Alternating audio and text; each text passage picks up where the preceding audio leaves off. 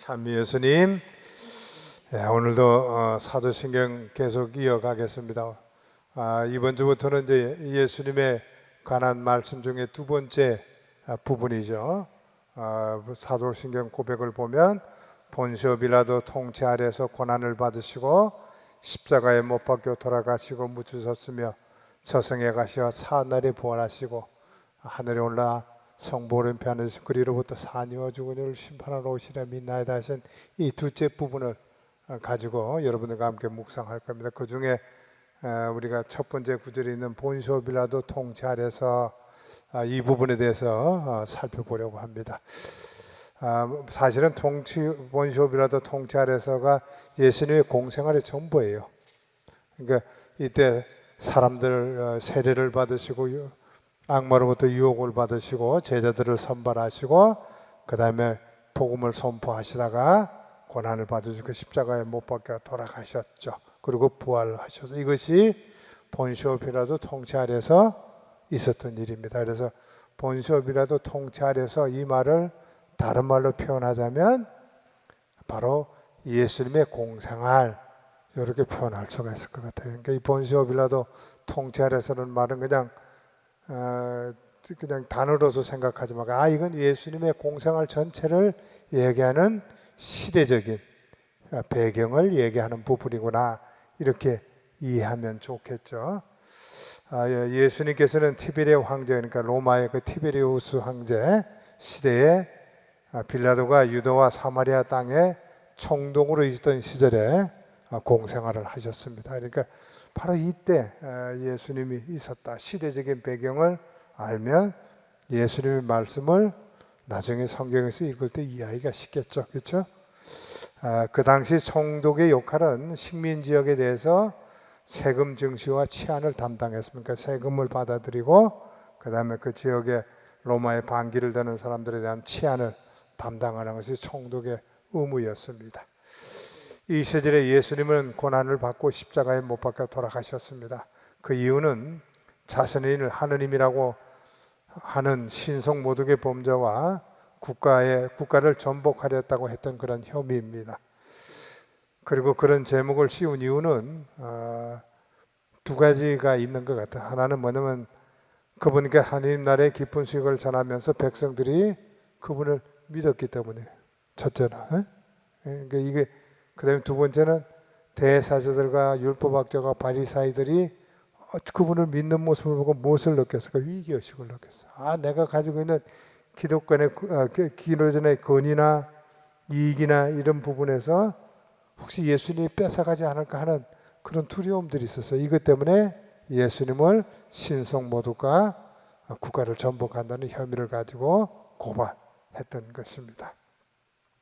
이것은 역사 안에서 일어난 일이고 신앙으로 우리에게 중요한 일은 무엇인가? 이 시기에 우리가 묵상해야 될 것은 이 시기에 예수님께서 당신의 모든 것, 다시 말해서 말씀과 행적과 징표들을 통하여 우리가 보고 듣고 만들 수 있는 하느님을 만나게 해주신 겁니다. 그러니까 이 역사 안에서 구체적인 시간과 공간 안에서 예수님은 우리를 만나러 오셨고 우리에게 얘기하시고 어루만져 주시고 고쳐 주시고 또 우리를 말씀을 통해서 새롭게 가르쳐 주심으로 해서 하느님을 구체적으로 만나게 해주신 겁니다. 그렇다면 예수님께서 전한 우리가 이것을 기쁜 소식이라고 그러는데 예수님께서 전한 기쁜 소식은 무엇일까? 우리가 이걸 한번 생각해 보면 좋겠습니다. 예수님께서는 당신이 잘하신 나자렛 해당에서 안식일에 이사야 두루마리를 펴시고 봉독하신 장면을 기억하죠? 그것이 이제 루카복음 4장 16절부터 30절에 이렇게 나오는 얘기입니다. 유명한 얘기죠. 바로 이것이 예수님께서 왜 당신이 이 세상에 왔는가를 한마디로 요약하는 말씀입니다. 그 부분을 읽어보면 이렇습니다. 주님께서 나에게 기름을 부어주시니 주님의 영이 내 위에 내리셨다. 주님께서는 나를 보내시어 가난한 이들에게 기쁜 소식을 전하고 잡혀간 이들에게 해방을 선포하며 눈먼 이들을 다시 보게 하고 억압받는 이들을 해방시켜 내보내며 주님의 은혜로운 해를 선포하게 하셨다. 이렇게 되어 있어요. 그러니까 은혜로운 해라는 말은 구약 성서에서 내려보는 희년을 얘기합니다. 희년은 50년이 되면 이스라엘을 위해서 선포하던 그런 하느님의 은혜의 수간입니다. 이때 뭘 했느냐면 그 희년의 가정 원상 회복시키는 거예요. 다시 말해서 빚을 지은 사람은 이때 탕감을 받아요.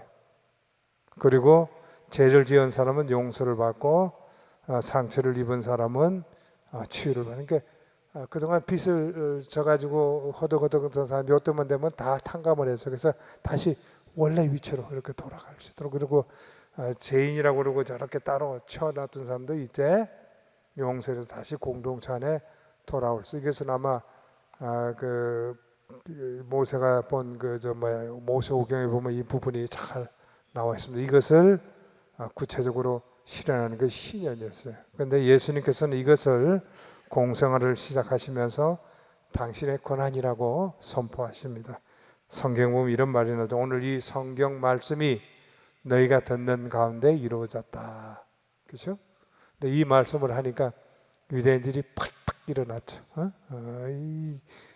보니까 말이야 아주 평범한 사람, 그것도 갈릴리아 나자렛에서 총구석에 있던 예수라는 사람이 감히 이런 얘기를 하는가 하고 발끈하고 예수님을 죽이려고 했습니다. 바로 이것이 예수님의 공생활의 시작입니다.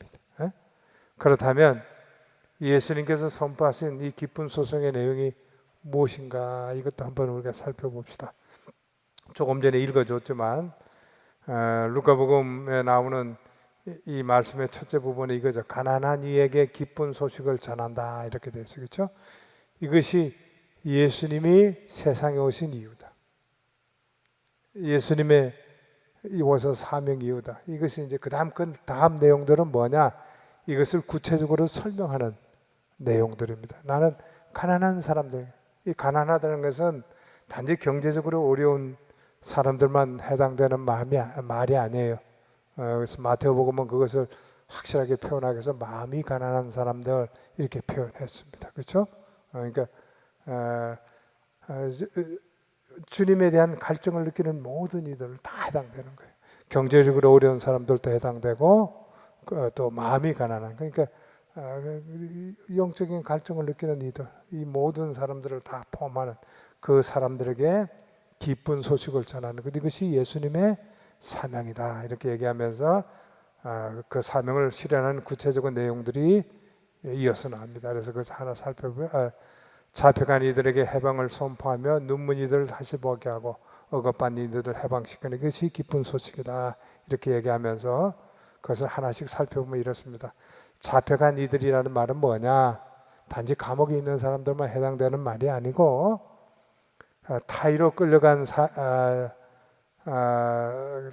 사람으로서 외적인 환경에서 생명이 왜곡되는 사람들, 그러니까 여러분들 내 뜻하고 관계된, 예를 들면 우리 창녀들도 이 사람들에 속하는 거죠. 그렇죠? 자기 뜻하고 관계없이 잡혀가서 성매매를 할 수밖에 없는 그런 처지에 있는 사람들, 또 어떤 게임 중독돼 가지고 어떤 알코올 중독된 이들, 뭐 여러 가지가 있겠죠. 마음이 그래서 왜곡되는, 삶이 왜곡되는 사람들, 이런 사람들은 다 어떤 의미는 잡혀간 이에 속한다. 세상의 것들에 의해서 삶이 왜곡되는 모든 사람들을 우리는 잡혀간이라고 이렇게 말할 수 있지 않을까 하는 생각이 듭니다. 그 다음에 눈먼 이들이라는 것은 단지 장님뿐만 아니라 과거의 전통이나 인습 그리고 문화적 유산 때문에 왜곡되는 사람들, 예를 들어서 인도 같은 데 보면 이게 딸들을 팔잖아요. 그렇죠? 그러니까 그런 모습도, 우리 또 여자들이 무시되는 그런 환경들, 이런 것들이 다 어떻게 보면 여기에 속하는 것이다, 이렇게 이해를 하면 될 것 같습니다.